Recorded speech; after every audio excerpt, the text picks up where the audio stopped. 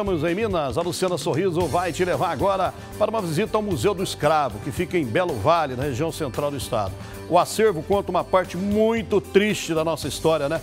Mas que tem que ser conhecida por todos, tem que ser contada. Uma história que o Brasil tinha muitos sofrimentos e esses sofredores aí, ó, né, foram responsáveis pelo crescimento do Brasil. Mas olha o que passaram. Que covardia, meu Deus. Balança aí, vamos ver.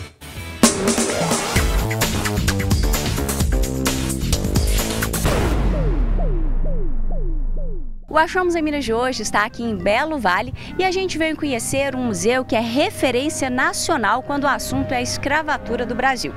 Esse museu tem o maior acervo de peças da América Latina. São mais de 4.000 itens que retratam um pouco da violência que os escravos sofreram durante esse período. Vamos lá comigo conhecer o Museu do Escravo? E quem vai contar a história do museu pra gente é o José Felipe. Tudo bem? Tudo bem, tá joia? Tudo jóia. Então, olha, hoje a gente veio aqui para conhecer um pouquinho desse museu que é referência, né? Sim, referência nacional. O Museu do Escravo, ele foi criado pelo belo-valense, né, o padre José Luciano Jacques Penido, em 13 de maio de 88, quando o Brasil comemorava o centenário da abolição da escravatura. Conta essa parte triste, mas ao mesmo tempo faz parte da nossa história, que todo mundo merece conhecer. E vamos lá, para todo mundo conhecer o museu. Então vamos lá que eu tô curiosa. Então, o museu, a parte superior do museu é composta de 6 salas que a gente organizou, que fala um pouco mais sobre o uso e o utensílio dos senhores, né? São peças ligadas ao manuseio dos escravos, mas que pertencia à Casa Grande, como pratarias, peças de roupa, camas. Nós temos documentos também, documentos antigos, taxas de escravo, documentos de barões e tudo, né? A réplica da Carta da Lei Áurea e um jornal do século, né, do ano da abolição da escravatura, que deu a notícia da liberdade dos escravos. E nessa sala aqui a gente tem peças, né, ligadas aos senhores também, mas já de quarto, né? Muitas armas também que eram de manuseio dos barões da época, chaves, balanças, retratos de época também. E um foco também que existia dentro dos quartos dos senhores é aquele tipo de banheiro, né, que era usado pelas pessoas da casa, as sinhazinhas, os barões, né?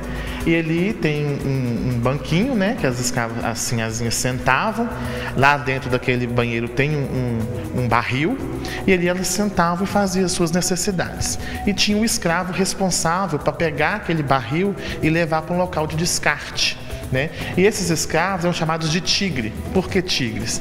As fezes vazavam com a urina misturada, vazavam nas frestas do barril.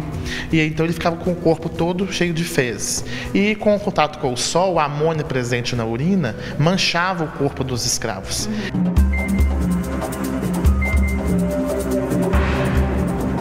Essa é a Grazi, uma das nossas atendentes aqui do museu, e ela vai acompanhar vocês agora nessa viagem histórica pela parte da senzala, né, popularmente conhecida, onde vocês vão ver diversas peças ligadas a trabalho, castigo e quilombo aqui no museu. Tá bom? Tá bom, Grazi? Tudo bom? Tudo bem. Então vamos lá, como é que a gente vai começar? Passeio por essa outra parte. Conheceram a parte rica, agora eu vou mostrar um pouco da parte pobre, né? Popularmente assim conhecida pelas pessoas, que é a parte mais de castigos, trabalhos e algumas curiosidades também que a gente vai descobrir no decorrer do nosso passeio. Então vamos lá, então vamos embora.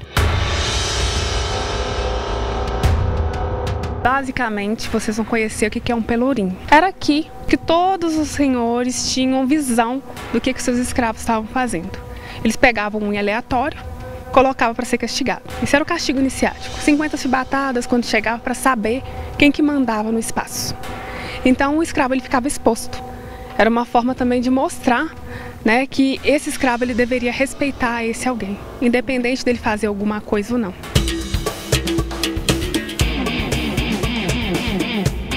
Grazi, o que eu estou impressionada é que o acervo é riquíssimo, né? Bastante. A gente tem peças que são originais, né, que foram realmente utilizadas, só não temos referências de onde. Então, normalmente nessas partes mais fortes, que são os castigos, as pessoas ficam mais impressionadas porque tem uma energia canalizada. Né? Então, a gente tem as curiosidades, são os objetos de trabalho.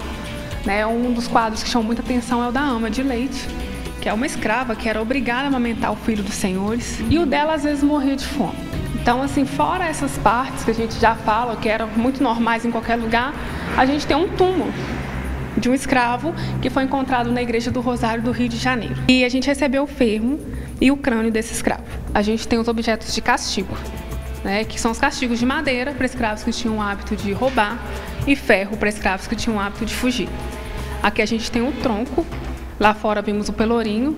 Aqui o tronco ele era utilizado de forma psicológica, porque era um castigo totalmente da cabeça do escravo, né, que tinha umas torturas físicas, mas não eram tanto quanto os de ferro.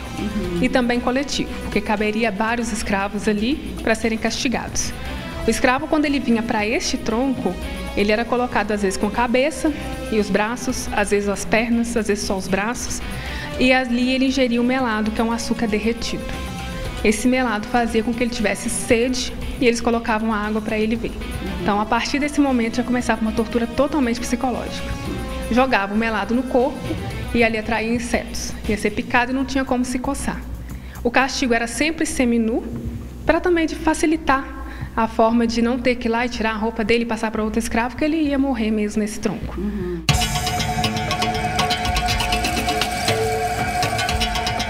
Quando vem excursões, a gente costuma sempre falar com eles. Sabe aquela situação de que você não sente, você não sabe como é? Se não é com você, você não vai saber nunca o que você vai transmitir? E a gente pega a peça, principalmente essa gargalheira aqui, que é um castigo de ferro, e coloca no pescoço de um deles. Embora às vezes nem fecha. E sempre pergunta, o que você está sentindo? As pessoas elas ficam sem fala, porque é um objeto pesado. A gente sabe que o ferro ele é um bom condutor, então no calor ele vai aquecer, ele vai, de uma certa forma, fazer com que você fique um pouco mais incomodado. E aí as pessoas olham e falam, está só incomodando, é pesado. Mas imagina um escravo trabalhando o dia inteiro com uma peça dessa no pescoço. Temos aqui também a máscara de jejum. O que é a máscara de jejum? Todo escravo que ia para a mina, ele precisava colocar essa máscara para evitar de coletar as pedras preciosas com facilidade. Né? E uma vez que está comprando a liberdade com essas pedras, eles não teriam mais escravos. Então também as mulheres cozinheiras, de evitar de provar a comida dos senhores. Então dessa forma aqui, o escravo ele trabalhava o dia inteiro na mineração, não tinha como comer, não tinha como tomar água e voltava para a fazenda sem nenhuma pedra. Porque o meio de coletar essas pedras era através da boca. Então, a gente ainda tem muitos castigos para mostrar, né, como o tamanco do suplício, a gente tem também, no caso, os grilhões, que são mais conhecidos nos desenhos animados hoje, né, que usavam nas prisões, cama da dor, ou tábua de confissão assim conhecida. Temos também, no caso, o nosso comboio. Então, são vários castigos que os escravos eram submetidos no decorrer dos dias, mas a gente resolveu dar uma ênfase maior à casa de pau a pique, que era onde eles, de uma certa forma, encontravam sua felicidade, porque eles refugiavam para esses espaços e montavam também, no caso, os quilombos.